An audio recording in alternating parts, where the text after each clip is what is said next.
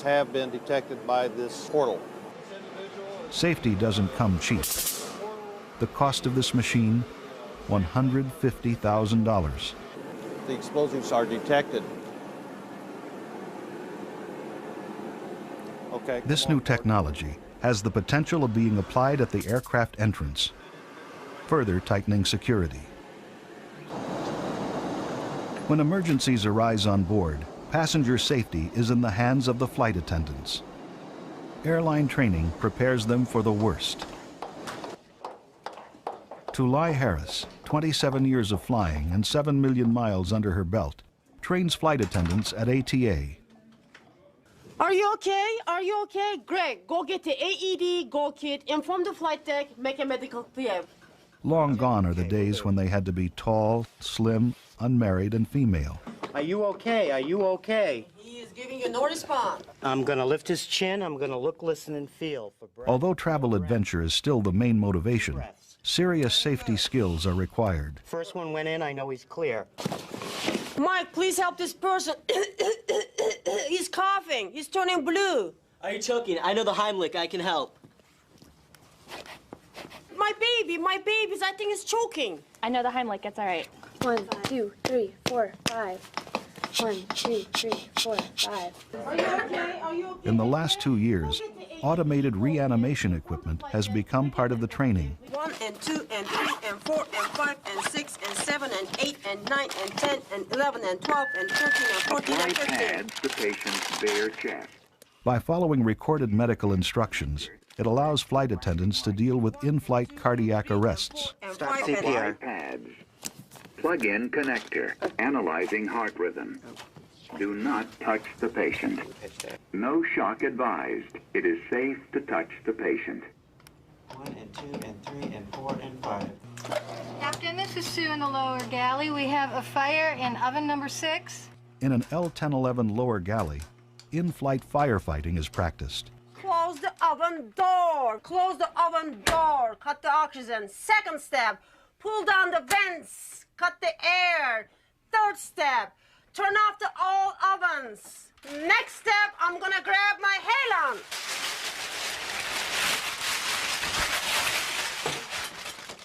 I'm gonna stand by with my halon. I will not use my halon. I'm gonna let the fire burn out itself. The FAA requires that any commercial aircraft, regardless of its size, must be evacuated in no more than 90 seconds, even if half of its exit doors are stuck or blocked. What is the signal from the cockpit to the cabin that we start evacuating immediately? Terrell. Easy Victor, easy Victor, easy Victor. That means start evacuating immediately. Crash, crash. Bend over, stay down. Bend over, stay down. Bend over, stay down. Bend over, stay down. Bend over, stay down. Release seatbelts. Leave everything. Come this way. Release seatbelts. Leave everything. Come this way. Release seatbelts. Leave everything. Come this way. Jump, Go, jump. go, Leave go. everything. Come this way. Jump, jump. Leave everything. Come this way. Come this way. Evacuate. Move faster. There's more fire behind you. Come this way. Jump.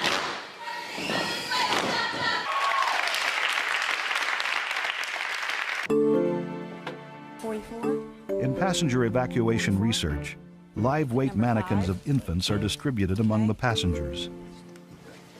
Researchers observe how these mannequins are carried by passengers during a fire alarm. All right, let's go. Quickly, quickly, quickly. Let's go. Move it, move it, move it, move it. Let's go, let's go. Now this one is coming down pretty well there. That was a good one. Let's go, let's go, let's go. Move it. This one did not conform to the protocol. We've seen that many times infants either have their heads knocked against the side of the doorway coming out, and or when the parents transporting them down, they may drop them. And we are trying to develop techniques that will help parents find the best way to get out with their infants. With a swimming pool replacing the ocean and no winds or waves to encounter, flight attendants practice water ditch procedures. Ladies and gentlemen, this is an emergency. Let's feel it. Let's break this outside. Get into that. It is an extremely rare occurrence in commercial aviation, but should it happen, saving lives is literally on the flight attendant's shoulders. We got you. One raft can squeeze up to 45 passengers. He's sure to look behind you. What's near you? Flight attendants become raft captains. All right, open it. A survival kit contains a knife, a flashlight, flares, some candy, a copy of How to Survive on Water, and a Bible. 10, put your rod through the loop, snap it at the bottom, tell me when you're finished. Done. The canopy protects from bad weather or sunburn, collects rainwater. Its bright color attracts search planes. You, watch for aircraft. You, watch for surface vessels. You, watch for land. To keep up passenger morale, singing is advised. How many of us, after entering the plane, glance through the cockpit door at the pilots? Do they have a good night's sleep? A serious argument with their spouse? Every 6 months, the health of the country's aviators must be evaluated. Bad health records catch the eyes of doctors at the FAA Aeromedical Institute. And so this was back in October of last year. Recent air disasters, like the Egypt air crash over the Atlantic, have brought public attention to the psychological conditions of pilots. The airman was hospitalized about 6 months ago for a psychotic episode for 5 days. He was evaluated by a psychiatrist a couple of weeks ago who offered us a diagnosis of a brief reactive psychosis, which was due to environmental stress and sleep deprivation. About 6 months ago, the airman believed that he was Jesus Christ and that his wife was the devil. At that time, he was suicidal and expressed a wish to crash his airplane. The guy's got a psychosis. I mean, he's going to have another one no matter how long we observe him for. I don't see any reason to send him to a psychiatric consultant. I would just disqualify him. I would permanently disqualify him. Along with medical evaluations, the Institute conducts research on pilot performance. I'm in a drastic spin to the left. This study is about pilot disorientation while flying without navigation instruments, which was the case of John Kennedy Jr.'s fatal accident. If I continue the turn for about 20 to 30 seconds, I will reach the point where I will no longer feel that I'm turning. What does that feel like, Jim? I feel like I tumble. If I believe that illusion, when in fact I'm still turning to the right, my reaction as a pilot would be to turn even more to the right, which could lead to a very dangerous situation that could lead to a gradient spiral. Another cockpit danger is a loss of cabin pressure. In a decompressed cockpit at 25,000 feet, a pilot can last only a few minutes before losing consciousness. What, 23,000 feet? In 1998, a small plane carrying professional golfer Payne Stewart lost cabin pressure and cruised for hours with unconscious pilots before crashing. We are right at 25,000 feet now. Remove your mask, and we're starting the timer now. In this chamber, pilots learn to recognize the effects of gradual oxygen deprivation on their performance. I think I'm a little euphoric, lightheaded. It's getting harder to talk. Just real fuzzy, kind of hard to figure out what's going on. Doing a math problem is really difficult. As they become more and more symptomatic from the lack of oxygen, you'll see that their performance will go down. Now that performance going down, not signing your name correctly, can be translated into the very same thing in an aircraft where you're not able to fly your aircraft correctly.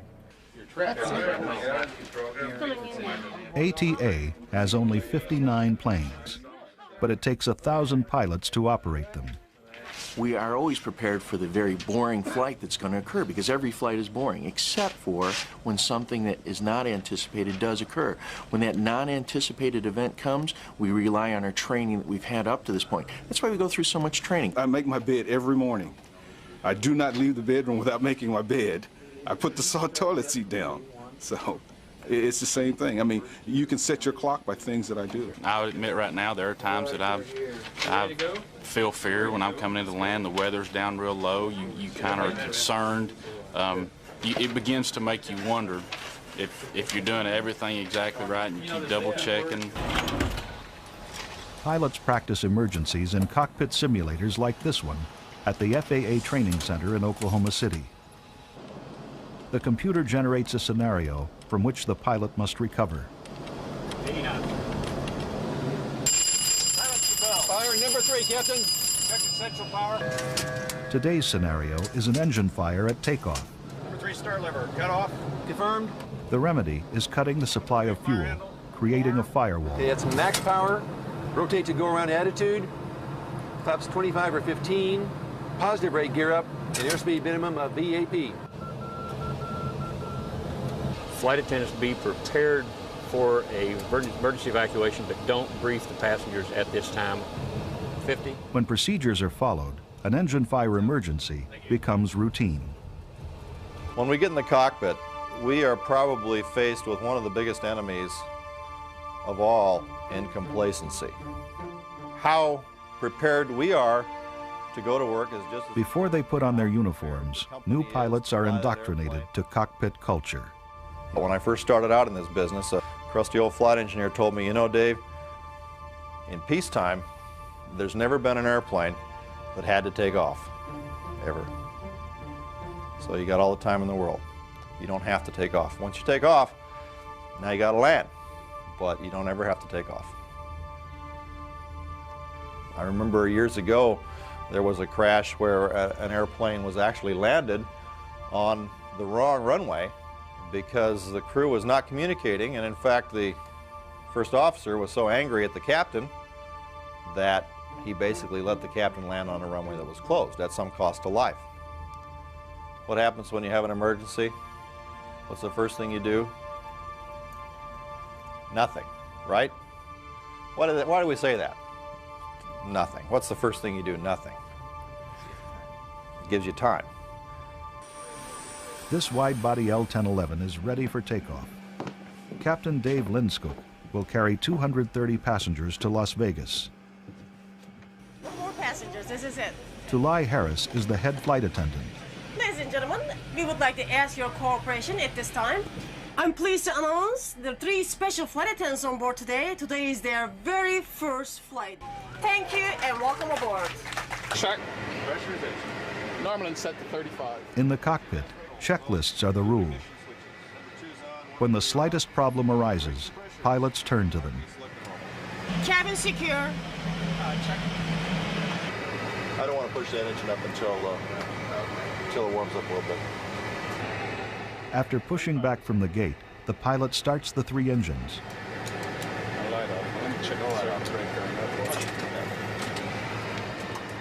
Ladies and gentlemen, this is the captain. We've started our number 1 and 3 engines. However, number 2 engine is giving us a little trouble. So we're going to return to the gate. Appreciate your patience, and we hope to have you on our way shortly. Thank you. Igniter problem. Fuel control problem, you think? Fuel control, yeah.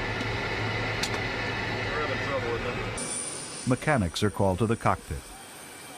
We sometimes experience during cold weather a little difficulty starting an engine, and we get what's called a hot start. And that seems to be what's happening right now. It's funny, it starts real good until it gets up to starter cutout. And accelerates to about 50. And the N3 rolls back. We'll get on the headset, we'll do it that way. Hey, you going with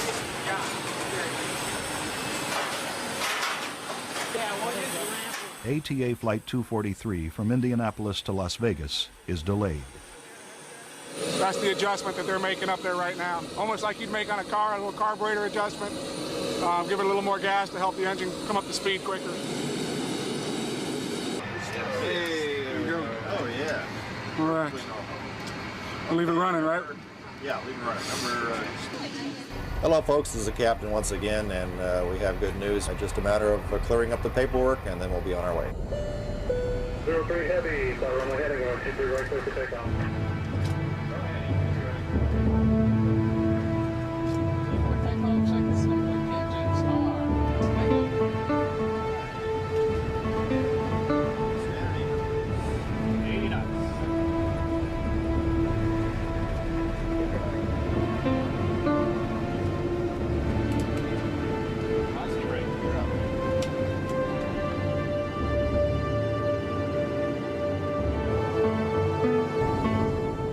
Working 35,000 feet above ground in an aluminum tube, flying at 80% of the speed of sound can be demanding. But pilots believe in the aircraft's technical wonder and in their own skills. How are you guys doing? Years ago, the old mindset was the captain was God. You didn't disagree with the captain. The captain was always right. And they discovered that there were some incidents or accidents which were attributable to that, because even though the other crew members knew it was wrong, they didn't speak up. We have all made mistakes. Accidents are a bunch of small mistakes that add up to a big one.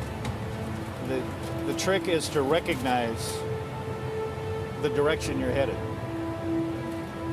and to say, time out, stop, wait a second. If we continue this direction, I'm not sure what's going to happen. As for the public, air safety is often associated with fate. If the good Lord wants to take me in an airplane, that's the way I'll go. I guess I'm a fatalist. You know, my number's up, my number's up. I take 3 Dramamine and pray a lot. I mean, you never know. It might crash. Well, it's my understanding that the shape of the wing causes more air to go over the top of the wing than goes underneath the wing, and as a result, lifts the aircraft off the ground. The speed of the plane causes a 2/3 lift on the plane and a 1/3 lift from the bottom, which causes the plane to go up in the air. The wings produce lift when the engines make it go forward, and it flies.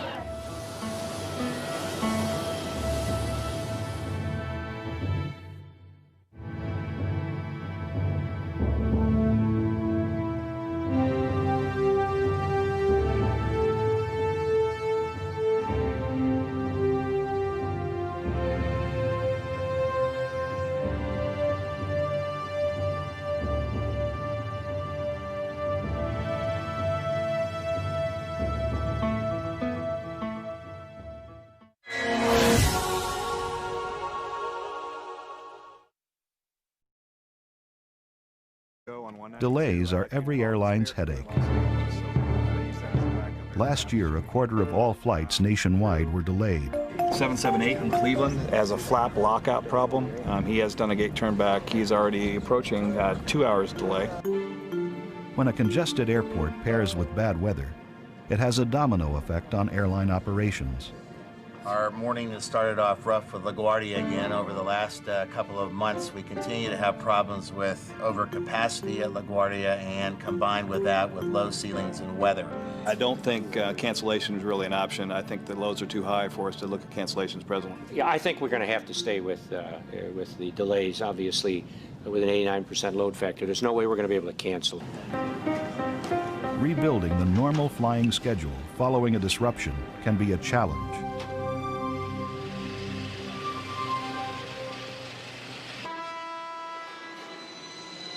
With air travel booming, airports are critical to aviation safety.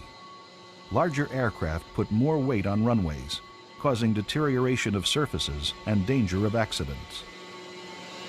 When the super heavy Boeing 777 was introduced, the FAA created a unique testing facility at its Atlantic City Tech Center.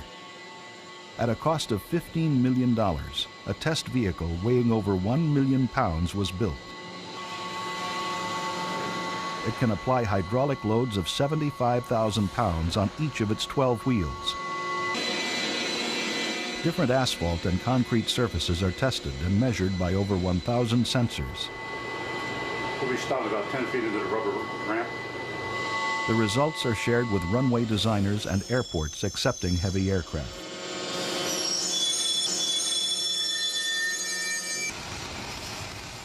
In Oklahoma City, the FAA has a fleet of 33 aircraft policing the world's airports. Today's destination is Tulsa, Oklahoma.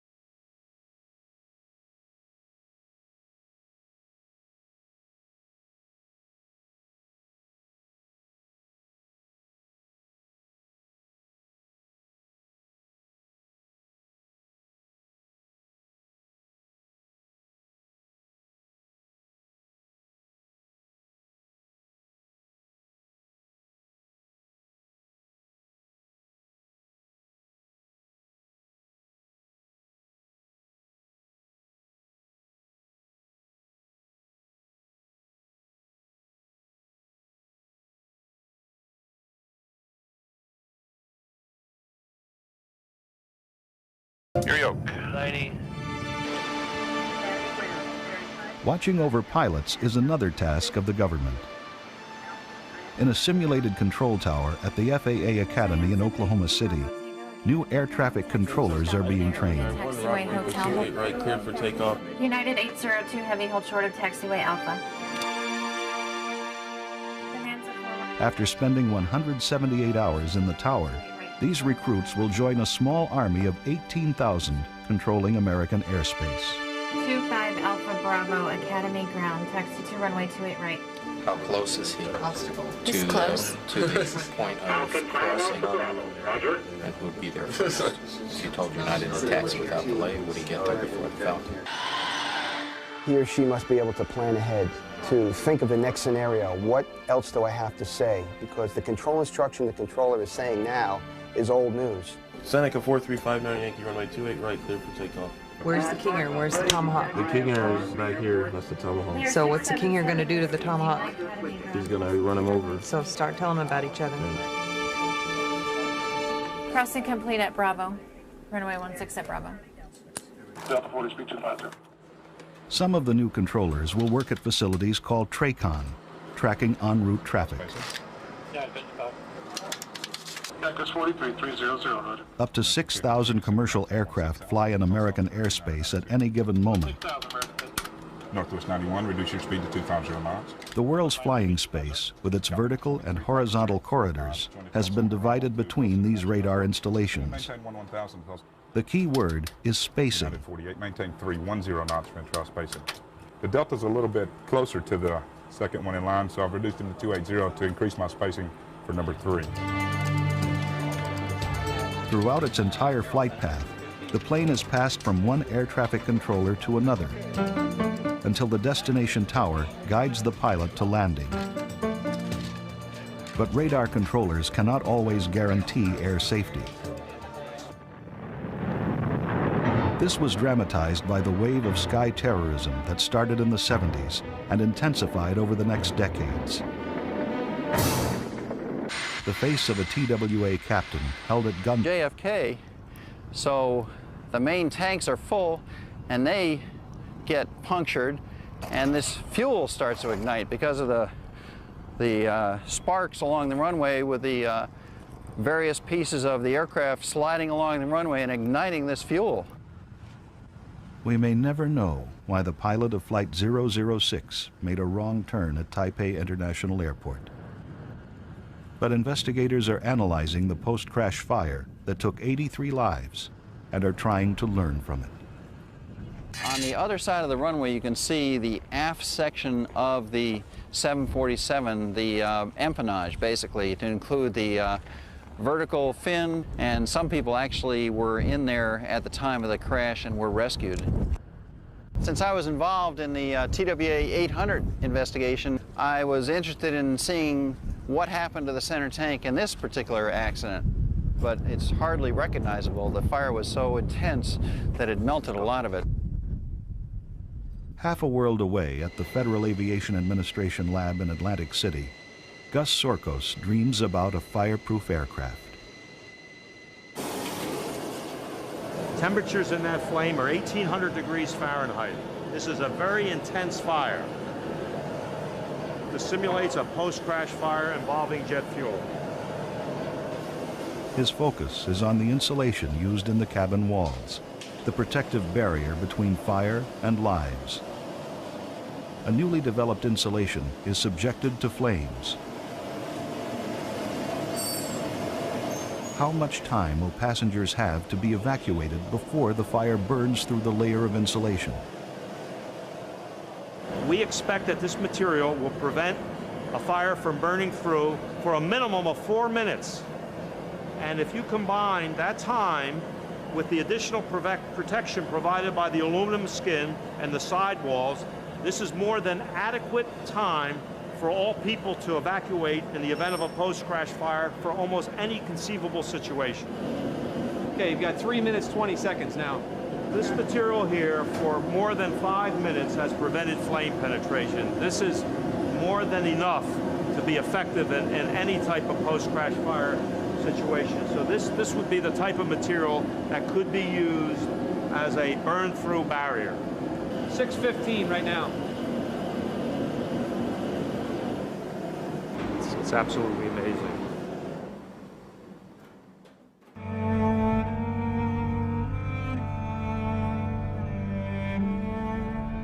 Back in Taipei, experts turn to questions of survival. Their focus is on the rear section of the cabin, not affected by the fire. A upper was failed, B upper was failed, and C lower was failed. During the impact, the overhead storage bins came crashing down onto passengers sitting in the center aisle. One of the passengers that I interviewed said that he saw the bins coming down as they were impacting. We would have expected the bins to be on that side of the galley, actually. But now they're on this side. It may have happened when they rolled it upright again. The role of crash investigations is not only to find the cause of the accident, but also to suggest new directions in air safety research. And the excess on this one's here, and the excess on this one's over here. At the FAA Tech Center in Atlantic City, drop tests are performed to test improved overhead bin designs. If we go much above 25 Gs, I expect that bin to fail. So it depends on the G level, whatever we achieve. And this will probably be somewhere around 20-25 G. The 10-foot fuselage section will be dropped from a height of 14 feet. 3, 2, 1.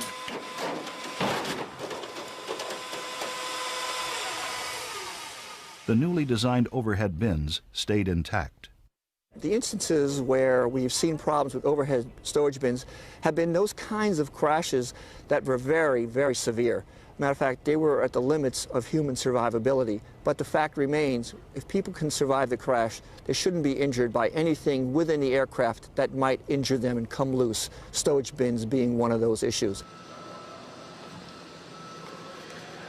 At the Oklahoma City FAA Civil Aeromedical Institute, another aspect of crash survival is tested. Dummies outfitted with electronic sensors are used to test the crash worthiness of seats. At impact, when passengers are strapped to their seats, surviving or avoiding injuries may depend on the seat's design.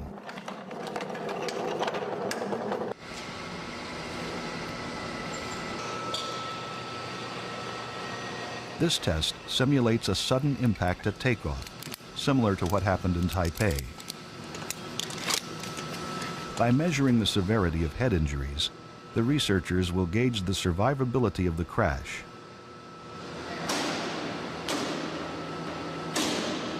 High-speed cameras record the event. 100,000 bolts and rivets. A new 757 is being assembled. This twin-engine jet will carry up to 239 passengers. Its loaded weight of 250,000 pounds is comparable to a train locomotive, but it moves considerably faster, 550 miles per hour. It has to survive strenuous mid-air engine stall tests, sudden altitude drops, steep climb takeoffs, and emergency braking. The customer for this 757 is American Transair. The buyer and the seller have a full day to inspect the plane. Joe Akers is Boeing's quality controller. Have a bit of an oil leak up here. This drain line. Ken Kaiser represents ATA. I'll get him to fix this.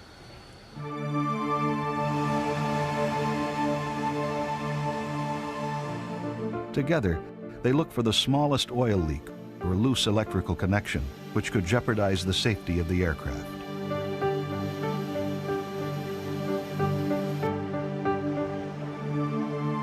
Don't see any metal shavings down in here in the Dynatrol or anything. All the bolts have a good threads exposed.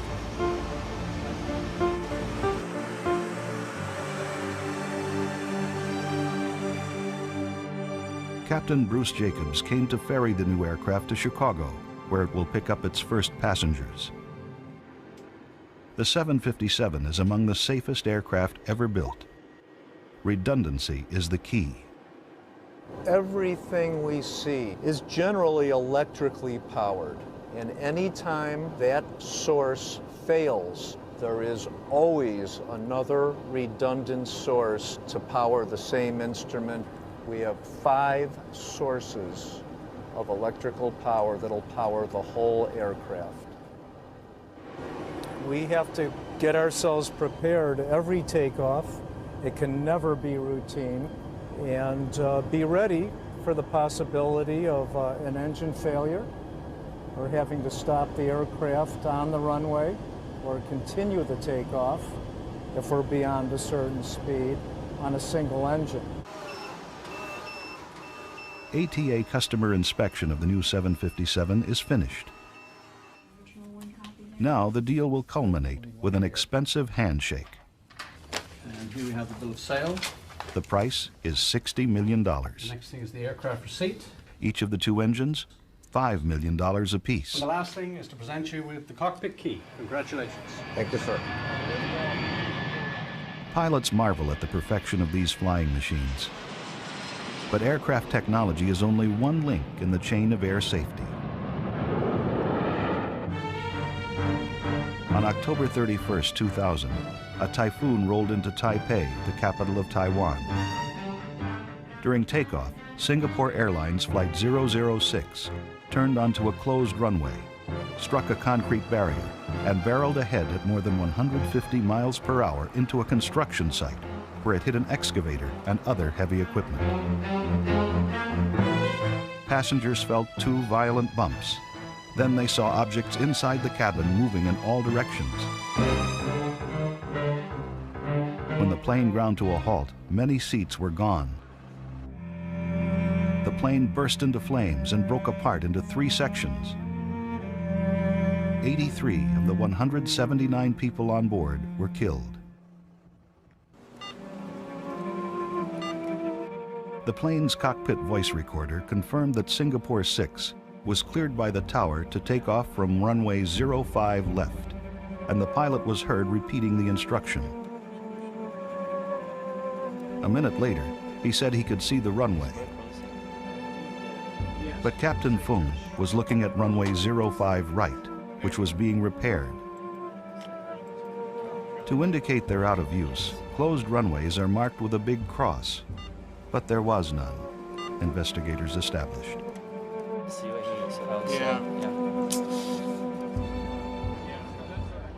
Experts from the National Transportation Safety Board and Boeing arrive in Taipei.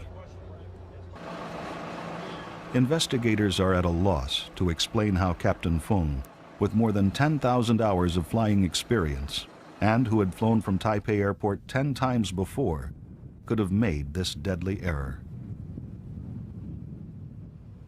It slid to one side, hydroplane, and part of it hit this culvert, which made it slide around in the other direction at a portion during this sequence. Pieces are coming off the aircraft, engines are coming off, landing gear is spreading itself. All these things end up on the runway, and in addition to that, this aircraft is loaded with fuel enough to fly over to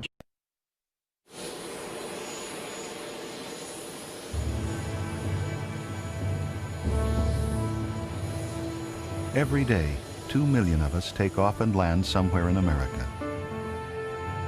600 million passengers boarded a flight last year, and the number is expected to surpass 1 billion this decade. The sky has no limits, but the ground does. As airports struggle to keep up with the pace, the anxiety of flying increases. Although flying remains the safest mode of transportation, thousands of times safer than car travel, there are no small air accidents. Most cost lives. Logan Airport, October 12, 2000, 8 a.m. Bound for Chicago, Flight 123 takes off over Boston Harbor. In less than a minute, it will disappear from the radar screen. Amigo Airlines 123, carrying 120 passengers, departure on 50 right to Chicago. Aircraft crashed in the water approximately 1 mile off. All units responding. Coast Guard divers begin the search for survivors. At the airport, a command center is set up. Well, the plane is in this area, so the whole area here is controlled. Jet fuel is a primary concern, although that's going to evaporate faster than it can be boomed off. Shut down Day Boulevard, the South Boston area, to get emergency vehicles or personnel over here to Logan Airport through the tunnel. You have a number there? I can get the incident commander on the phone with the medical examiner. I'll find out. All right. The Navy ship Grapple, a veteran of many deep-sea salvage operations, is on the scene. I'm calling to check to see if debris has been taken yet. The first wreckage arrives on shore.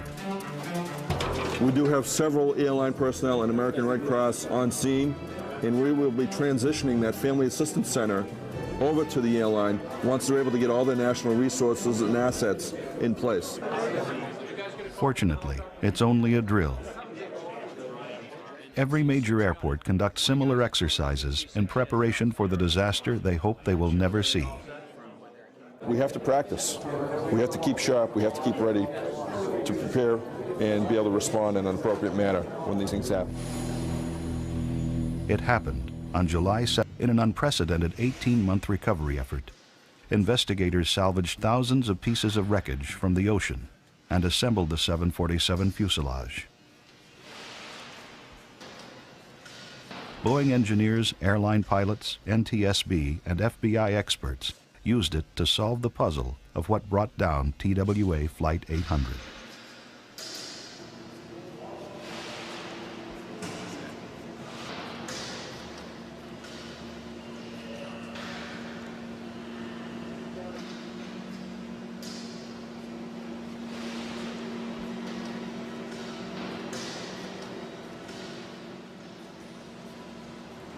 The explosion that broke apart the airplane occurred in this center wing tank, which is this area that goes from approximately here forward to right up in here, the area of the forward spar.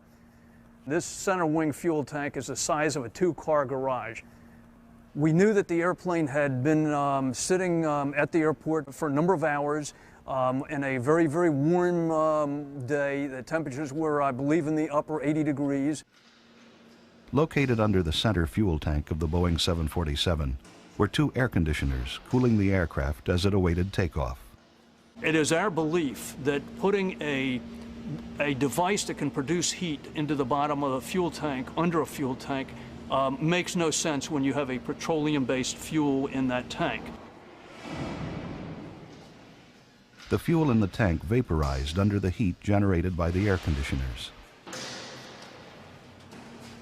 The theory was that a short circuit channeled excessive voltage into the tank, igniting the vapor. Unfortunately, investigators did not find evidence of faulty wiring.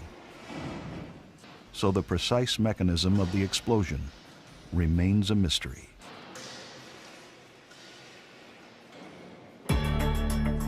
At Boeing, the goal is to build a perfect aircraft. With 626,000 parts fastened together by 600...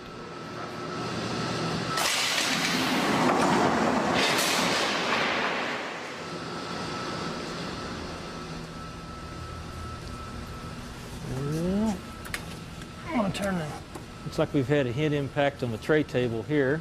See the evidence right there of what happened. Okay. Well, the restraints are intact. They didn't come loose. They look good. Calculations based upon the numbers we acquire from those sensors gives us a predictor of the likelihood of injury had this been a real person. In this case, the larger dummy, the adult male, the number we got from his head impact indicated the likelihood of serious head injury was very low. Specialists at the NASA Langley Research Center impact small airplanes in order to study their crashworthiness. Improved technology and better human skills are crucial in accident prevention. But it takes an airline to orchestrate both elements.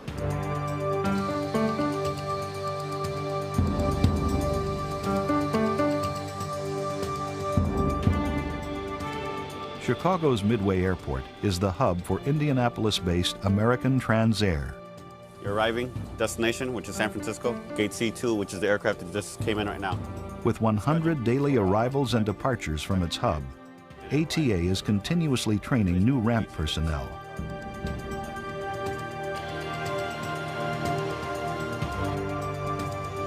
I'm going to go over to B12, see a departure.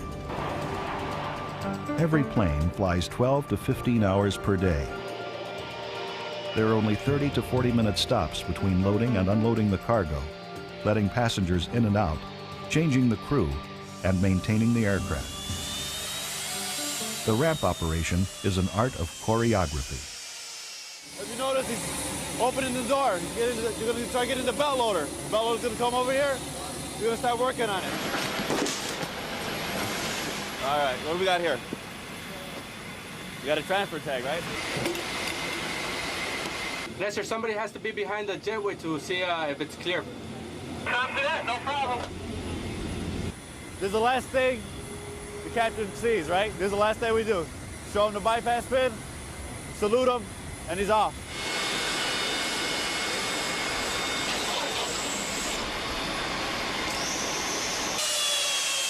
The ramp is so dangerous out there that we have to make sure that everyone is in their position when it gets in. If they're out of position, then we could have an incident where a bag cart is actually sucked into an engine. ATA has a near-perfect safety record. One hard landing with no fatalities in its 27 years in business. One reason is its strong emphasis on aircraft maintenance. The airline opened its own school for mechanics. You guys remember the Air Alaska crash? That was an MD-80. The same type of jack screw, or similar to it. That Air Alaska flight, what happened was the bearings on this roller were not greased properly, or they skipped an inspection part of the A-check. Checked them out. Lose control of the airplane? Is that what they did? They lost complete control of the airplane as he couldn't move that elevator. Initially trained on small planes, the graduates will be taking care of ATA's jetliners. ATA operates one of the oldest fleets in the industry. Half of their planes are between 18 and 25 years old. Their fleet of 19 Lockheed 1011s is the largest of any airline. Here you can see that we've opened up the cargo door and we've gone inside to inspect inside the cargo bay behind the fire retardant lining to see how the systems are working inside that area. Over here you can see that we've opened up the top of this engine. It's called the pylon, and we're looking at the air ducts and the controls that run down there into the engine to see what kind of service they're in. We've also opened up the leading edge of this wing so that we can look at the ducts that run down the wing and the wiring and the cables that run there to see what kind of condition they're in. Here in this panel are all the connections for where the engine and the airplane meet. We're going to look inside here to make sure that everything is in the right position, that we don't have any leaks, that there's no chafing on the wire. We're also going to look out through the pylon here where they run down on top of the engine. In the 70s, these wide-body jets were considered the most advanced of their time. The government does not limit the age of commercial aircraft. They simply must meet FAA safety standards. And since the L-1011's design is still impressive, it makes sense to essentially rebuild the aircraft every 3 to 5 years. This is the front part of an engine that was found during one of our inspections to have damage. We've now cut the damage out and we're getting ready to replace this damage with a new piece. Mechanical problem in San Francisco?